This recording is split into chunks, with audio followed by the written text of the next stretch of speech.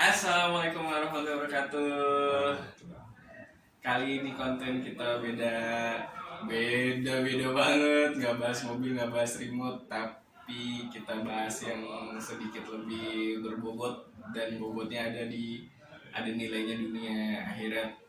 Ya langsung aja kita mau bahas sesuatu tentang Islam, terutama tentang mereka yang akhirnya memutuskan untuk masuk Islam, tentang mualaf. Dan kita udah punya narasumber yang asik banget buat diajak ngobrol tentang itu. Langsung aja, Padahal silahkan perkenalkan diri.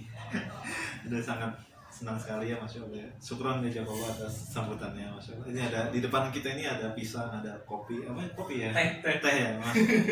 Ini sesuatu yang menjalankan sunnah Mas Yoga. Semoga diberikan kebaikan oleh Allah Subhanahu wa taala. Amin. Baik, perkenalkan nama saya Adam Fatih. Kalau di media sosial memang biasa dipanggil Adam Fatih gitu ya. Tapi sebenarnya nama Adam Fatih ini singkatan dari Adam itu singkatan daripada Ahmad Daud Abdurrahman. Daud Abdurrahman. Nah itu setelah saya ganti namanya. Kalau dulunya itu namanya bukan Ahmad Daud Abdurrahman, tapi namanya itu David. Nama asli? Nama aslinya dulu sebelum pindah agama itu ya David. Oh, tapi berarti sekarang udah bener-bener berubah ya. Tapi sebenarnya kalau dalam konteksnya sih nggak berubah sih, dalam artinya tuh nggak berubah. Ibu saya masih nama saya David atau bapak saya misalnya. Ya saya ganti dengan Daud gitu. Oh, ya sama. Nggak ada yang bedanya kan, karena di dalam Alkitab pun David adalah Nabi Daud gitu. Nah, kemudian kalau misalnya pengen tahu misalnya saya ini tinggal tetangga dengan beliau gitu ya Mas. Kita tetanggaan. Ya, Masya Allah. Masya Allah, tetangga yang soleh nih. Jarang-jarang kita punya tetangga yang kayak begini nih. Jadi ya kalau umur saya 25 tahun sekarang, alhamdulillah. Kemudian aktivitas ya biasa nungguin azan, kemudian sholat. Kalau biasanya sih ini ya wawancara Pak Andre. Wawancara di channel YouTube Ngaji Cerdas, tapi karena kalau nggak ada ya udah di sini aja stay. Masya Allah. Pak Adam ini sebenarnya kita belum ada 6 bulan ya kenal ya. Belum ada kenal 6 bulan, terus akhirnya bertetangga. Dan bacaannya tuh keren banget guys. Bacaan sholatnya, makanya begitu saya main-main ke musola di komplek tuh langsung aja Pak, ada apa-apa imamnya ada apa-apa imam Pak Adam, karena untuk seorang mualaf tuh bacanya lebih keren dibanding saya yang Islamnya udah lama. Cuman Islam doang lama gitu, kualitas mah nggak menentukan karena lamanya gitu. Oke, kita mulai tanya kan. Dulu tuh sebagai apa Pak, sebelum masuk Islam sebagai pengurus apa? Saya terlahir dari keluarga yang beragama Kristen pada saat itu. Kristennya itu ya bisa dibilang Protestan, tapi sebenarnya lebih ke HKBP sih. Jadi HKBP itu lebih ke suku Pak. Itu Batak kan biasanya ada itunya lagi, ada marganya ya, gitu. Betul sekali Masya Allah. Marga saya Nenggolan gitu kan ya. Bapak saya marganya Nenggolan, kebetulan saya juga. Nenggolannya Nenggolan Batuara. Kalau ditanya nomor berapa? Nomor 13. Nah ini mungkin kalau orang Batak sudah paham. Nenggolan Batuara nomor 13. Jadi ya sangat kental di Batak Pak. Berarti orang tua dua-duanya Kristen. Ya. Keluarga juga berarti kebanyakan ya mayoritas Kristen gitu. Tapi sama orang ibu Batak, Nenggolan juga. Enggak, sebenarnya ibu tuh Jawa Pak. Oh, ibu Jawa. Ya karena ibu kan ikut bapak kan gitu. Iya. Jadinya. Punya saudara kan? Alhamdulillah punya saudara saya ada 5 Pak. Laki-laki semua. Dan sekarang 6 karena ibu saya punya anak lagi perempuan. Oh gitu. Jadi alhamdulillah, jadi di rumah ada 2 orang perempuan. Iya.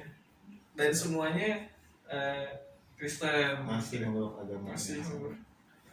Nah, pandangan tentang Islam nih Pak, sebelum Bapak mualaf tuh gimana sih Pak? Terutama tuh kan terkait dengan lagi agak-agak rame ya. Sebenarnya kan sebelum kasus yang Gubernur Jakarta Ahok itu kan kayaknya letupan-letupannya tuh kecil gitu, tapi kita tahu ada headspace, ada apa gitu kan, antara ya gitulah. Itu pandangan Bapak sebelum masuk sebenarnya Islam tuh gimana? Baik, sebenarnya kalau ditanya pandangan saya ketika melihat Islam pada saat itu sebelum saya memeluk Islam, bagi saya semua agama itu sama gitu. Semua agama itu hanya apa namanya, bagaimana caranya orang tuh bisa diatur dengan suatu dalih yaitu bernama agama, terutama Islam.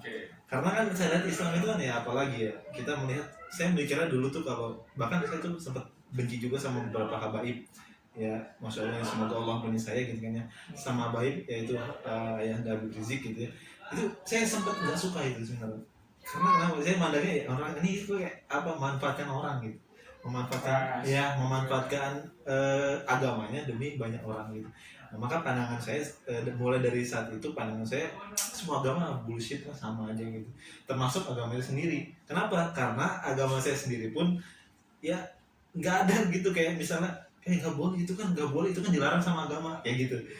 Ibu saya dan ayah saya itu ya terlahir dari keluarga Kristen tapi nggak begitu taat lah gitu ya, maka nggak ada tuh misalnya setiap hari, kalau kita kan sekarang kan diatur ya, kalau keluar rumah misalnya harus baca bismillah atau gimana gitu ya, keluar kamar mandi, bangun tidur.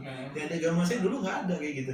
Ya makanya saya mikir ya udah, berarti kayak kita cuma butuh apa, pengakuan bahwa kita tuh punya agama, padahal kita perilaku kita tuh nggak ada sama sekali beragama. Jadi ya gitu ya, karena frame juga jahat ya, media sosial. Jadi saya sempat juga nggak mikir bahwa Islam itu agama yang benar gitu pada saat itu. Nah ini kan akhirnya memutuskan masuk Islam tuh Pak. Terus itu kira-kira pemicunya apa tuh Pak? Trigger ya? Iya, trigger ya, Masya Allah. Jadi triggernya adalah, jadi ketika saya melihat semua agama sama Pak Andre, memang bagi saya semua agama bullshit. Tapi ketika saat itu memang saya nggak bisa memungkiri bahwa ternyata manusia itu adalah lemah gitu. Manusia itu lemah, kemudian terbatas, dan nggak ada satupun manusia yang dibilang kuat gitu. Saya banyak nonton film, kemudian saya lihat ada nggak manusia yang kuat seperti Hulk gitu, kayaknya nggak ada gitu kan ya. Saya lihat faktanya, manusia lemah dan terbatas. Kemudian juga saya lihat juga alam semesta Pak. Itu kan alam semesta kan beda itu sangat besar ya gitu ya, maksudnya sangat indah, kemudian sangat apa namanya ya, kompleks gitu ya, Masya Allah. Kemudian kita lihat juga apa, manusia itu sendiri gitu, from where, manusia itu dari mana sih gitu sebenarnya, gitu kan ya. Itu saya ketika itu penasaran di pelajaran biologi. Jadi pelajaran biologi itu mungkin apa ya, mengantarkan saya lah gitu, membawa rasa penasaran saya kepada Islam. Bisa lihat bahwa manusia itu nggak mungkin kayak pluk gitu jadi. Dari mana manusia ini terjadi kan gitu ya. Banyak teori-teori yang saya pelajari di sekolah ya, seperti teorinya apa namanya, Charles Darwin seperti itu ya. Ya kayak gitu ya, evolusi gitu. Memang itu sempat saya yakini gitu. Memang benar kan ya, karena saya waktu itu kan didokterin ya, kalau setiap jalan-jalan edukasi apa namanya tentang biologi itu ya selalu diedukasi tentang itu. Ya, jadi mikir, nah ini mulai bimbang di sini. Apa benar manusia dari monyet? Kalau benar dari monyet berarti harusnya monyetnya udah nggak ada kan gitu ya. Karena udah jadi manusia semua kan gitu ya. Maka saya mikir pasti deh, kayaknya ada sesuatu yang lebih besar daripada itu semua gitu. Siapa dia kan gitu ya. Kira apa namanya, nggak lama berlangsung gitu, saya ini bertemu dengan seorang tukang mie ayam. Ini menarik nih, menarik. Jadi untuk informasi juga sebenarnya ketika waktu kecil itu saya sudah sadar, tapi itu masih dalam fase ikut-ikutan. Tapi pemikiran saya itu masih ya apa umur berapa tuh Pak? Umur 10 tahun Pak. Kenapa ikut sadar? Karena kan tadi Pak, lingkungan saya itu kan orang muslim. Gitu ya. Nah, saya ikut ngaji, kemudian segala macam. Tapi pemikiran saya mana ada sama sekali ke sana gitu. Karena bagi saya semua agama kan muslim. Untuk apa namanya bisa menjalin ketemanan dengan teman-teman saya gitu, berteman. Nah, kemudian setelah itu berjalan waktu, itu saya bisa dibilang apa namanya, orang beragama tapi nggak mau beragama, orang beragama taruhlah Islam gitu, tapi nggak mau menjalankan Islam. Nah, ketika pas tadi ketemu sama tukang mie ayam ini benar-benar dahsyat kan. Jadi beliau itu bercerita bahwa ya apa namanya, tentang kehidupan alam semesta dan kemudian manusia itu sendiri. Saya nggak tahu ya, saya nggak tahu pada saat itu dia tukang mie ayam, tapi ternyata dia itu ustaz. Gitu, ya. Masya Allah. Pakainya kemeja gitu kan. Dia cerita sama saya, kenapa Mas Adam gini? Mas Adam, jadi katanya dia gini, kalau mau berislam itu harus puas akalnya kata gitu. Ya, bahwa itu harus puas akalnya, kemudian juga harus tenang jiwanya sehingga menjalankannya jadi enak gitu kan. Kemudian ya terus saya bilang gini, ya gimana caranya memuaskan akal saya terhadap Islam gitu. Dia menjelaskan bahwa semua yang tadi semua pertanyaan saya itu ketika waktu SMA, jadi saya tuh punya rasa penasaran tapi terjawab kan sama kayak nggak mungkin ini terjadi secara kebetulan. Nah kemudian dijelaskan oleh tukang mie ini namanya Pak Eko. Pak Eko tuh bilang bahwa ya benar, kamu berpikir itu benar bahwa setiap apapun yang terjadi di muka bumi ini termasuk manusia itu sendiri itu nggak mungkin terjadi secara kebetulan, itu pasti ada yang menciptakan. Siapa dia? Nah sekarang kita pelajari Tuhan ini semua gitu, dikumpulin semua seluruh Tuhan, seluruh agama kan ada banyak nih, Tuhannya dikumpulin, mana kira-kira yang masuk akal. Bagi saya pada saat itu semua udah gak masuk akal ya. Akhirnya diperkenalkan Islam. Saya bilang mana Tuhan yang Islam gitu. Kita kan perlu objek untuk saya sembahkan gitu ya. Perlu bertanya gitu tentang semua yang sudah terjadi ini gitu, untuk bagaimana manusia itu tercipta, bagaimana alam semesta itu terjadi kayak gitu, dan kemudian dan seterusnya. Bagaimana saya harus bertanya, saya nanya Mas Eko seperti itu. Mas Eko menjelaskan. Sebenarnya kalau kita gampangnya gini Mas Adam kata dia gitu. Kalau Tuhan yang nggak ada, berarti harusnya dia meninggalkan sesuatu atau meninggalkan sesuatu. Dia bilang Tuhannya dalam Islam itu meninggalkan sesuatu yang sudah sempurna. Saya bilang apa? Al-Quran. Dari situ, wah ini udah mulai gak nyambung nih. Masa Tuhannya Islam itu Al-Quran gitu, gitu kan?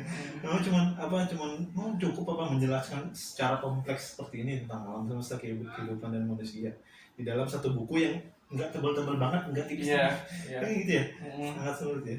Kemudian dibuka lah Al-Quran. Pada saat itu memang saya benar-benar ngerasa bener ya, kayak ada rasa kayak something feel, bener-bener pengen tahu gitu. Lalu dibuka lah, kemudian ayat surat Al-Baqarah ayat pertama, Alif Lam Mim, kemudian ayat selanjutnya Dzalikal kitabu la raiba fihi hudal lil muttaqin. Kata Mas Eko, ini Mas Adam, di dalam Al-Quran ini, nggak ada yang ragu sedikit pun kayak gitu. Kata saya, nggak mungkin lah Mas, ini kan cuma sebuah buku kayak gitu ya. Kita kalau mau nulis buku itu minimal kita harus ada nulis mohon maaf kalau ada kata-kata yang keliru kayak gitu ya. Ada apa sih pesan-pesan seperti itu. Ini nggak mungkin masa begini sih gitu. Beneran ini ini adalah ayat kata-kata Allah Subhanahu Wa Taala atau kalau mau kan gitu ya, kata Mas Eko. Oke, kalau misal kamu masih ragu, oke nggak apa-apa. Kemudian dibuka lagi ayat 23 dari surat yang sama Al-Baqarah. Kalau saya nggak keliru ayatnya, wa in kuntum fi raibim mimma nazzalna ala abdina fa'tu bi suratin min mithli. Jadi kata dalam Al-Quran Allah bilang, kalau kalian masih ragu terhadap apapun yang saya katakan dalam Al-Quran yang telah saya turunkan kepada Nabi Muhammad, maka kamu gak usah banyak tanya, kata Al-Quran. Kamu buat aja satu surat yang semisal sama Al-Quran. Kata Mas Eko, Mas Adam, surat yang paling pendek dalam Al-Quran adalah surat Al-Kautsar. Inna a'tainaka Al-Kautsar. Silakan Mas Adam, kalau memang masih ragu, buat aja satu Al-Quran semisal. Loh kok gini sih konteksnya? Kata Mas Eko, ya wajar, dia Tuhan. Dia nantang balik. Bener dia nantang. Ini nantang manusia. Dan sampai sekarang Mas Adam katanya, sampai sekarang gak ada satupun manusia yang mampu menciptakan satu surat yang semisal. Sampai detik saya berbicara, bahkan sampai sekarang ini kita lagi ngobrol, gak ada yang bisa menciptakan satu Al-Quran semisal.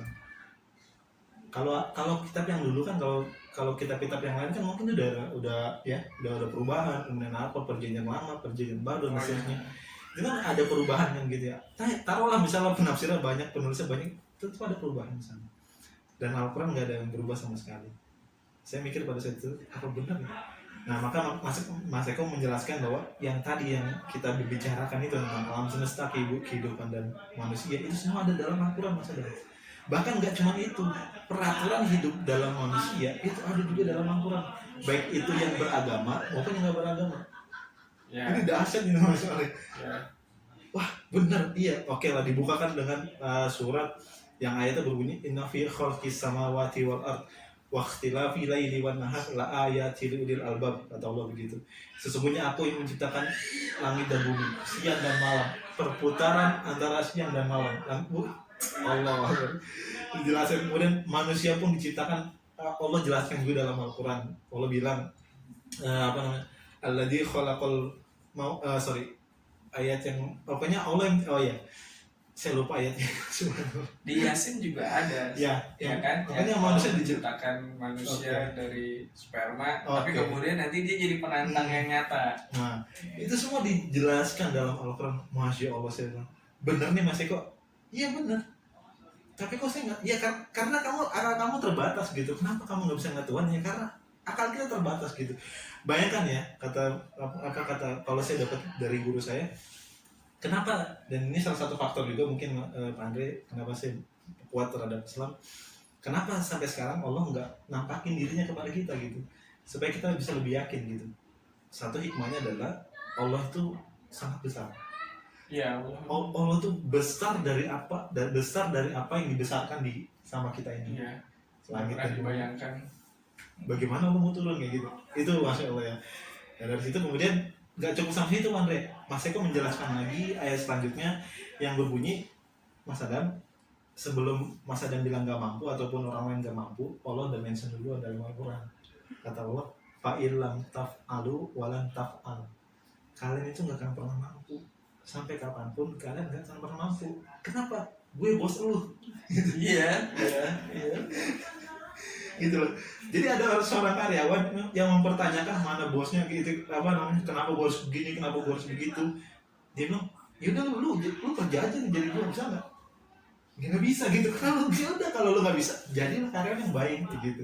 Jadi Allah menutup closing statementnya sangat luar biasa. Fa'ilam taf'alu walan taf'alu. Bahkan, aduh luar biasa ya. Apa namanya? Ya menurut saya memang Islam itu sangat masuk akal gitu. Ya bisa dibilang itulah mungkin jalan pengantar saya kuat terhadap Islam sampai saat ini. Walaupun saya sudah sadar sebelumnya, tapi karena saya punya pemikiran yang lain terhadap Islam gitu ya, dimantapin lagi. Jadinya dimantapin lagi. Ya nggak sadar tuh lagi, tapi lebih fokus mempelajari. Bahkan sampai saat ini pun saya berbicara Pak Andre, saya pun masih mempertanyakan gitu tentang ketuhanan gitu ya. Maksudnya pengen orang lain ngebuktiin gitu bahwa ada nggak sih yang bisa buat satu surat yang misalnya gitu. Kalau misalnya ada, mungkin saya bisa pindah. Jadi kenapa? Karena dia lebih kuat daripada Al-Quran gitu. Ini ayatnya ribet Andre, nggak semudah apa yang kita bayangkan kayak gitu ya. Dengan tajwidnya, dengan harokatnya, dengan kemudian ada wow apa enggaknya dan seterusnya. Ya, itu Al-Quran tuh memang apa ya? Sastranya sastra ya, nggak bisa. Kadang-kadang Allah kan ngomong pakai bahasa yang jelek langsung, kadang-kadang yang nyindir, kadang yang nyastra gitu kan. Gitu kadang-kadang kita lihat ayat yang seakan-akan dia cuma ngomong dengan Hai Muhammad, padahal itu bisa juga diartikan kepada kita kan. Gitu. Oke. Iya. Bahkan sekelas Umar bin Khattab pun ya, mungkin Pak Andre udah pernah dengar kisahnya gitu ya. Masuk Islam ya karena dia menemukan sesuatu yang beda daripada apa yang dia dapatkan gitu. Karena Umar tuh by the way dalam sirahnya dikatakan bahwa Umar tuh ahlinya dalam bahasa Arab. Oh ya. Ada kemudian bukan hadisnya tapi ini perintah atau qaul sahabat Nabi yang bilang pelajari bahasa Arab karena itu wajib buat kamu. Kenapa? Karena itu bagian dari bahasa Al-Quran gitu. Itu udah kata-kata Umar. Kayak gitu. Itu menandakan bahwa Umar itu ahli bahasa, bisa dibilang ya ahli sastra pada saat itu. Tapi ketika mendengar ayat Toha ma anzalna alaikal Qur'an litashqa, Umar garuk gitu. Jadi keajaibannya mungkin bisa dibilang ya, saya itu memang pengantarnya adalah Al-Quran. Pengantar hidayah saya adalah Al-Quran. Kemudian di dalam Al-Quran itu sangat kompleks. Apalagi kalau kita lihat bahwa peraturannya sangat lengkap sekali. Baik dari kemudian kita berjalan, kita duduk, kita berdiri dan seterusnya, semuanya ada doanya. Ada doanya. Betul. Ya. Dan hebatnya nggak cuma hanya untuk orang beriman, untuk seluruh alam semesta. Balik ke tadi Pak, yang tadi kerasa lemah kan, awalnya kan ngerasa saya sebagai manusia lemah gitu. Itu kenapa tuh Pak? Kenapa Bapak bisa berpikir kok saya lemah banget? Lagi ada konflik atau lagi ada apa tuh Pak? Oke. Manusia lemah ya.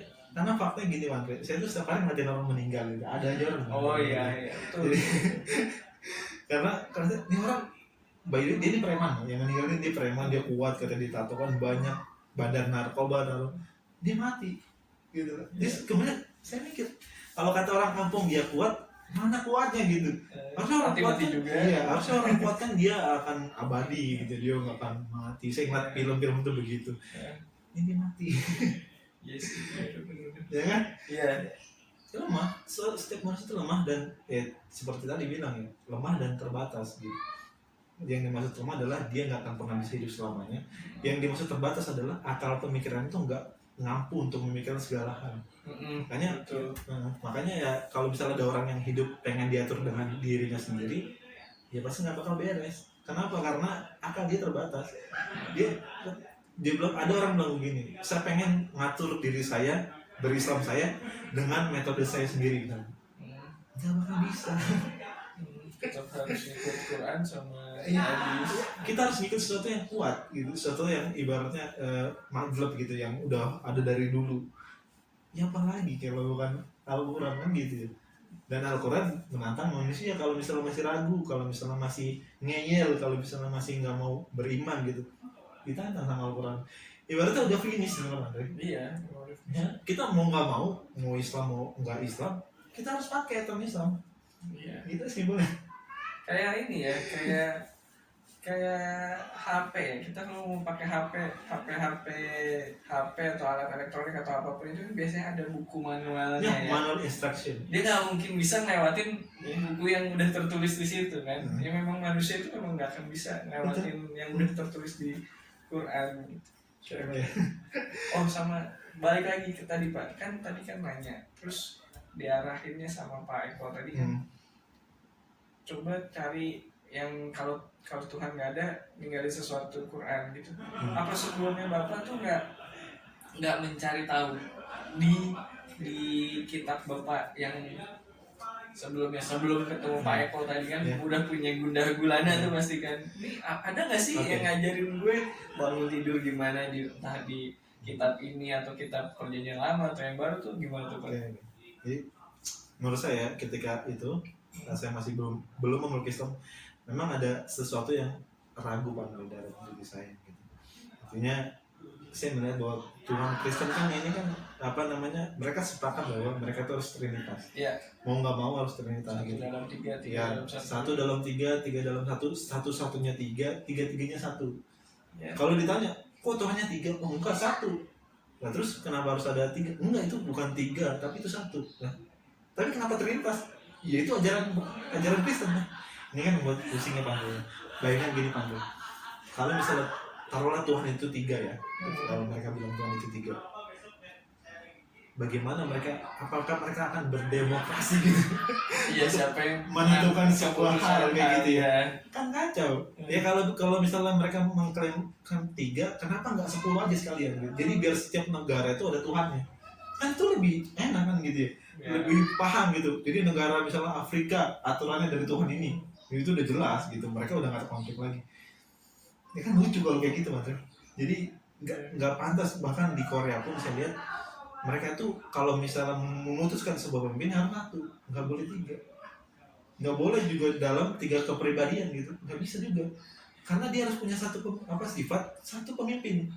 Ya kalau pemimpin aja harus satu, kenapa Tuhan harus banyak gitu? Kan gitu ya, itu menurut saya sudah ya udah mulai nggak masuk akal gitu. Bagaimana saya mau ikut aturan itu, sedangkan yang saya pertuhankan aja sudah membuat saya nggak puas secara akal saya gitu. Dan kalau ditanya misalnya kepada orang-orang teman-teman saya pada saat itu, mereka jawabannya bilang gini, kalau lu masih nanya tentang hal ini berarti lu masih belum beriman sama Yesus. Lu gimana bro? Saya bilang gitu, kalau misalnya kita nggak boleh nanya tentang hal seperti ini, buat apa Yesus ciptain kita akal kayak gitu? Ya buat apa? Kalau kita kan pengen berpikir kan gitu, pengen secara kritis, pengen secara ya absurd dan seterusnya. Beda sama Islam justru diperuntukkan orang yang berpikir. Kalau kamu mau mikir, kamu dapat Islam. Seperti itu. Masya Allah. Berarti tadi pemicu untuk tahu tentang Islam itu karena ngerasa lemah, terus Pak Adam juga ngerasa diajaran yang sebelumnya konsep ketuhanannya kok Ya. agak-agak rumit ya gitu loh, ibaratnya 1+1 bukan 2 tapi 3 gitu, dan ini yang mana yang mesti diikutin, ada yang Tuhan yang paling atasnya yang mana nih, kan bingung ya. Iya.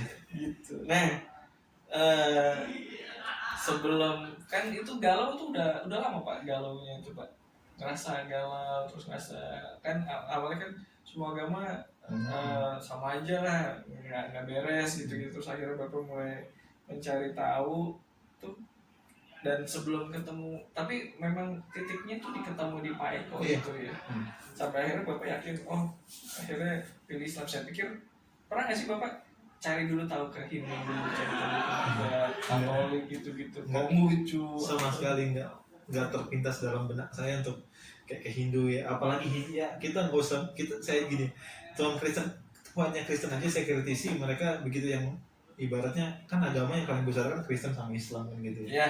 Itu yang bagi saya Kristen aja udah masuk akal, apalagi yang lain seperti itu. Ini kan kalau misalnya kita balik ke zaman Nabi Ibrahim seperti itu, ya banyak orang yang menyembah berhala seperti itu ya, karena udah nggak masuk akal. Maksudnya gitu, ngapain batu disembah gitu? Sedangkan batu aja nggak bisa nolong dirinya sendiri. gitu. Ya. Jadi udah nggak ada kepikiran untuk ke agama lain sih.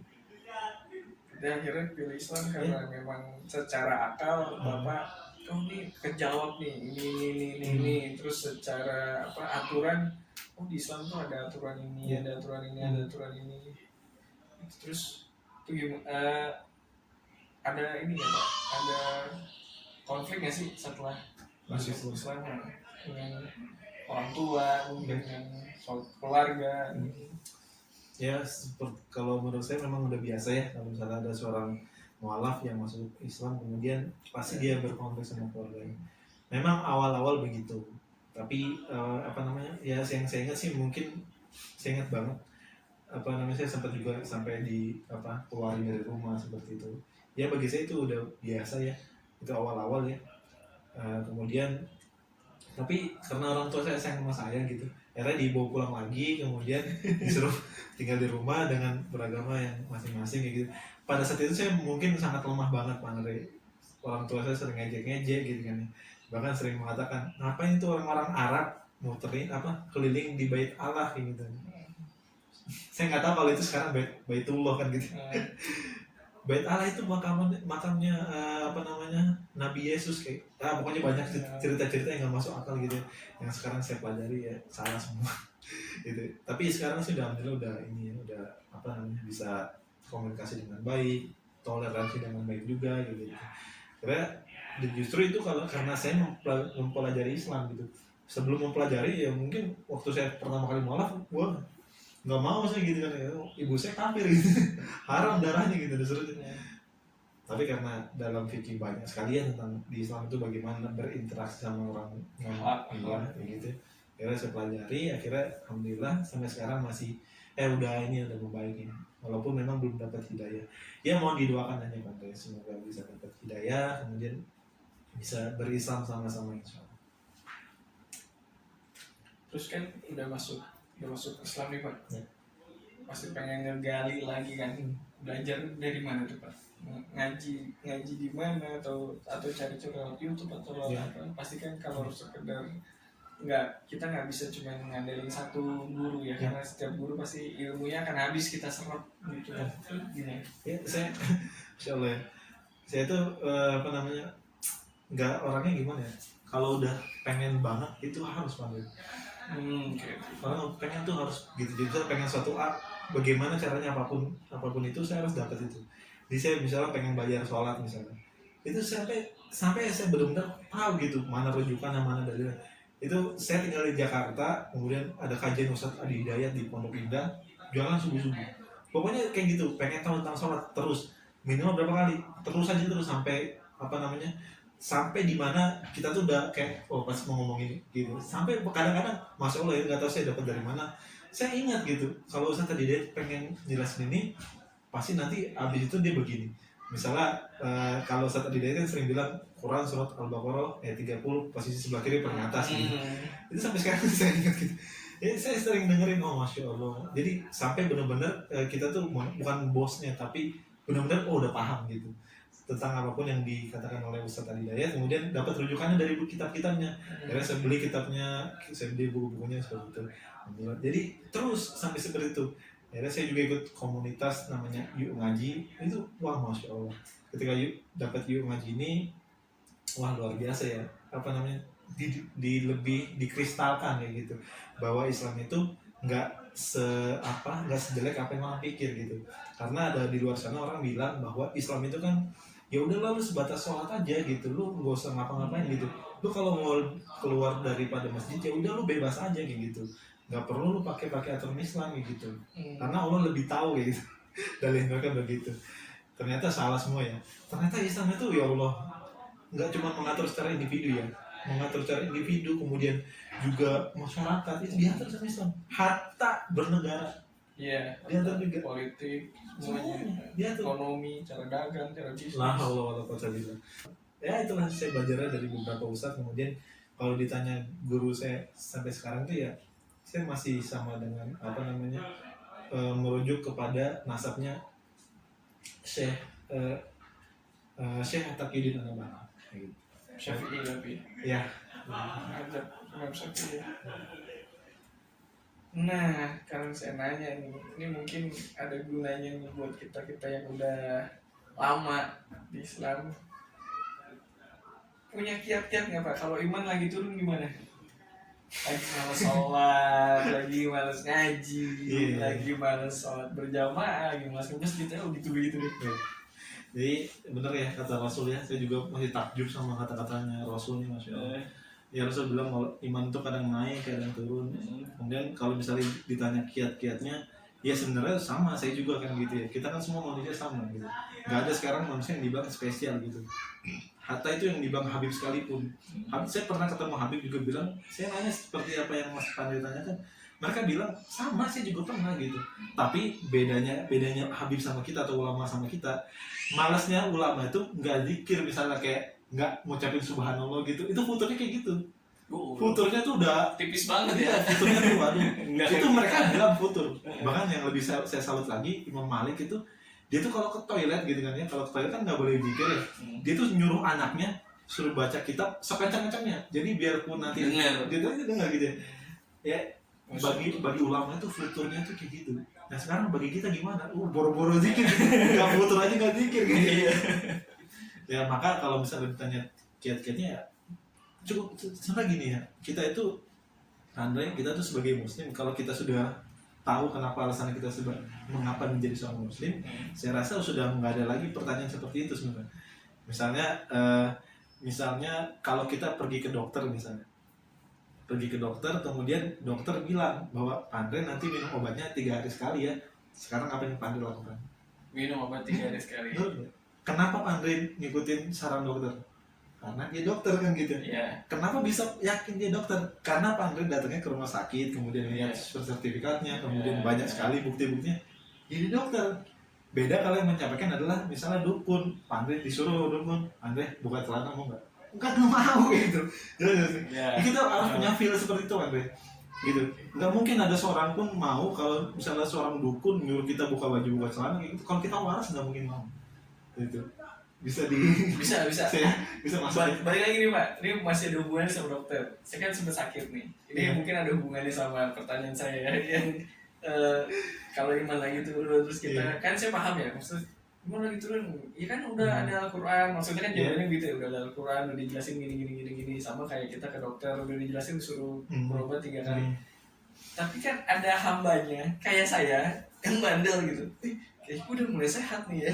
Jadi obatnya kayaknya nggak 3 kali deh, sekali aja atau 2, padahal disuruh habiskan gitu. Tetap aja terus saya suka bandel tuh. Jadinya nggak sehatnya tuh nggak full gitu. Itu gimana tuh? Paling minimal kan kita nggak ya, maksudnya kita nggak ragu sama dokternya seperti itu, minimalnya kan seperti itu ya. Maksudnya kita nggak akan murtad seperti itu, udah minimal. Tapi kalau misalnya mau lebih kuat lagi, maka kalau kita sakit, tadi Pandey bilang sakit, terus malas minum obatnya, ya Pandey harus bertemu sama orang sakit juga. Gitu, bisa dipahami.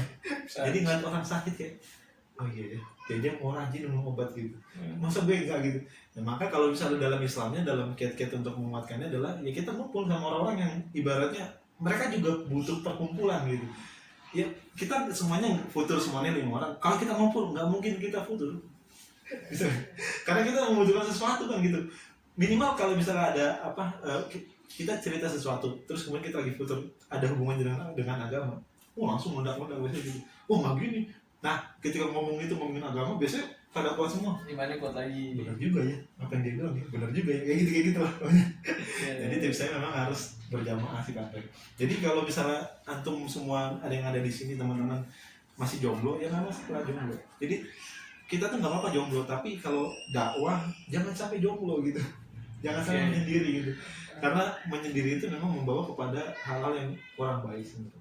Dan kurang kuat jadinya ya, karena sendiri gitu kan. Oke. Masih banyak ya. Ada. Sebenarnya pengen banyak tanya gitu karena kan saya juga ini kan channel tentang mualaf ya, tapi secara fakta juga ada saudara-saudara kita yang akhirnya melepas imannya, murtad dia gitu. Itu mungkin dia udah terlalu, pasti kan ada sebabnya gitu Pak.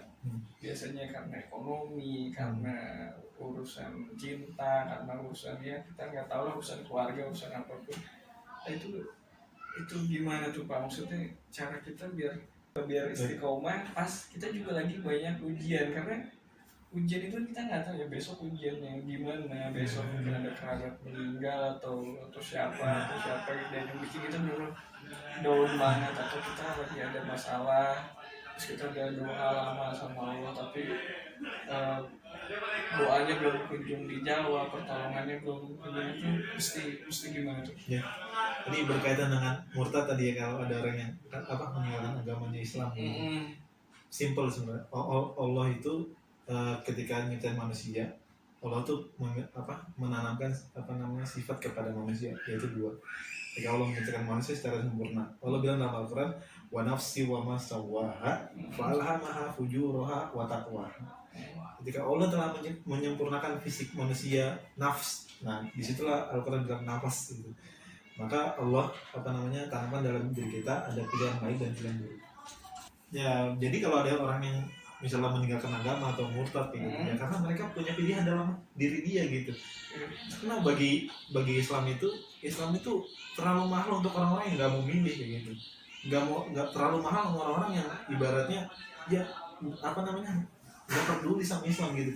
Islam tuh nggak memaksa, tapi Islam menganjurkan seperti itu. Tapi ada konsekuensi di dalam hal itu. Kalau misalnya masuk ada konsekuensinya, itu adalah pahala atau surga. Kalau kamu masuk ataupun itu misalnya murtad, ya ada konsekuensinya juga. Simpel kan gitu. Itu untuk orang yang murtad. Jadi kalau misalnya tadi ditanya tentang ujian gitu ya kita semua kan nggak luput pandai dari ujian. Bahkan bukan hanya orang beriman, manusia pun semua manusia diuji gitu. Semua hamba Allah, bahkan hewannya ada ujian. Hasiban nasu ayyutraku ayyaqulu amanna wa hum la yuftanun. Apakah kalian manusia, ke dalam tanda kurung manusia mengira bahwa kalian itu kan dilepas begitu aja tanpa diuji? Kata Allah gitu. Kata Allah dalam ayat kita, apalagi kamu mengatakan diri kamu beriman nih. Ujian yang kita saat ini alami bandar ataupun siapapun ya teman-teman, kemudian itu nggak seberat ujian ulama-ulama terlebih dahulu gitu ya. Ulama-ulama dahulu, kemudian hatta itu sampai ke sahabat-sahabat Nabi gitu. Baik, itu dipelajari gitu, diresapi bahwa bagaimana cara mereka menghadapi ujian seperti itu. Ada kalimat yang sangat luar biasa ya. Bahkan ini mungkin jadi rujukan mungkin buat misalnya buat teman-teman ataupun ya ini saya juga udah nikmat yang paling terbesar adalah, bukan maksudnya ini banyak ya kali nikmat terbesar ya, tapi syukur itu salah satu nikmat yang paling terbesar. Orang yang bersyukur masih dikasih kesempatan bersyukur, nah itulah harus disyukuri. Maka mau nggak mau harus bersyukur. Saya baru dengar masih dikasih kesempatan bersyukur, harus disyukuri. Iya. Gitu. Ya itu mungkin harusnya bersyukur gitu. Misalnya ujian kita nggak dikabulin doa, ya masih banyak sekali orang-orang di sana yang kemudian dia doa udah puluhan tahun belum dijawab. Bahkan Rasul pun ketika meminta doa pindah kiblat gitu dari Palestina ke Mekah, itu sampai nunggu 2 tahunan. Beda kalau saya nggak clear 2 tahun atau berapa gitu. Itu nungguin Pak. dan itu terus berdoa setiap malam. Dalam Al-Quran Allah bilang, aku melihat kamu Muhammad gitu ya, sering mengangkat tangan kamu ke atas gitu, itu untuk mindahin kiblat gitu. Itu menunggu selama 2 tahun. Jadi gak usah lah sampai gak usah luput dari itu, karena ujian pun termasuk ibadah buat kita kayak gitu. Karena Allah kasih ujian juga kan ada beberapa yang Allah balas juga seperti itu. Semua apa yang Allah kasih kepada orang beriman itu pasti ada balasannya, baik itu buruk maupun baik. Oke. Memang di Islam tuh sebenarnya seharusnya tuh nggak ada ruginya gitu kan. Ibaratnya kan kalau kita sakit pun aja jadi penggugur dosa ya. Kadang-kadang untuk menghadapi ujian itu kita juga butuh kesabaran Iya gitu. benar. Sabar ini, nah itu untuk sabar yang terus-terusan gimana tuh biar tetap yakin. Kalau Allah belum balas ya udah dia tetap doa, Allah belum balas ya udah tetap doa, dia tetap doa tuh gimana tuh, ada kiat gitu. Mungkin kalau ada orang bilang bahwa kesabaran itu ada batasnya, sebenarnya dalam waktu itu nggak ada kayak gitu. Sabar terus tuh nggak. Jadi dan hebatnya keren banget ini fadilah orang sabar itu. Kalau di dalam Al-Quran Allah bilang innallaha ma'as sabirin. Ya, Allah bersama. Jadi kalau ma'a itu bukan ibaratnya itu benar-benar bersama gitu, kayak telapak tangan hitam gitu ya, mana putih ini. Jadi di balik kesabaran ya Allah bersama kita gitu. Jadi saling berdekatan gitu. Makanya beruntung banget orang-orang yang sabar gitu kan. Wabashiris sabirin gitu ya. Alladzina idza asabathum musibah, ketika orang beriman itu diberikan musibah sama Allah, dia berkata inna lillahi wa inna ilaihi raji'un. Semuanya dari Allah gitu. Bahkan orang yang paling mantap tuh menurut saya Andre, dia bakal menyadarkan setiap apapun yang dia dapatkan itu pada Allah. Dia dapat sesuatu inna lillahi wa inna ilaihi raji'un. Ini bisa jadi saya punyain, besok Allah ambil lagi saya nggak tahu gitu. Kalau dia udah terhubung seperti hal seperti itu gitu ya, kalau dia menyadari bahwa semua ini nggak mungkin datang kecuali dari Allah, maka mungkin bisa jadi mereka bakal lebih mantap lagi iman seperti itu, bakal lebih bersyukur lagi gitu. Menurut saya seperti itu, pahamilah bahwa setiap apapun yang datang itu dari Allah, bukan semata-mata karena usaha kita itu ya seperti itu. Jadi ya kalau nggak mau ya harus sabar gitu. Iya, nggak bisa Nggak bisa nggak sabar gitu. Sabar, sholat, minta tolong sama Allah. Gitu udah dipanggil kita harus ke masjid sekalian. Ya itu yang namanya jadi muslim cowok memang. Sholat itu memang wajibnya di masjid. Sholatnya wajib di masjid. Kalau nggak mau di masjid ya berarti harus pakai mukena di rumah. Iya. Itu berat itu tuh istiqomah gitu. Berat kali mana gitu turun, gimana gitu berat ya kadang, apalagi gak usah gimana gitu turun deh, lihat hujan gitu jadi kayak ada alasan gitu. Itu namanya ini kalau dibilang bahasa sekarang tuh toxic dalam diri kita. Iya, Masya Allah, ini omongan daging semua ini, sayang nggak biasa ya, sayang harus hadza min fadli Robbi terpotong di sini. Oke. Jadi kita sudahi dulu, kita harus sholat asar. Terima kasih Bapak Ada. Oke, sekian dari saya. Mohon maaf kalau ada ketidaksempurnaan, karena kesempurnaan hanya milik Allah. Dan yang terutama ini vlog pertama tentang walaf, jadi pasti akan sangat banyak cacatnya gitu. Semoga teman-teman bisa mengambil hikmahnya. Kalau suka boleh like, boleh subscribe. Kalau ada yang mau ditanya, gimana jawabnya ya? Ya udahlah, ini kayak gitu. Assalamualaikum warahmatullahi wabarakatuh. Assalamualaikum warahmatullahi wabarakatuh. Insyaallah.